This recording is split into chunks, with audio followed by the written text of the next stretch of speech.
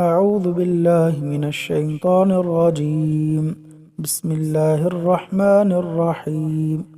جنت میں شجر کاری کریں۔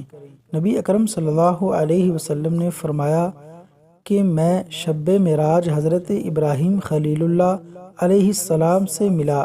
انہوں نے فرمایا میری طرف سے اپنی امت کو سلام کہنا اور انہیں بتا دینا کہ جنت کی مٹی بڑی عمدہ اور پانی بہت میٹھا ہے، مگر جنت ایک چٹیل میدان ہے اور اس کی شجر کاری ان کلمات سے ہوتی ہے: سبحان اللہ والحمد للہ، سبحان اللہ والحمد للہ، ولا الہ الا اللہ واللہ اکبر، ولا الہ الا اللہ واللہ اکبر۔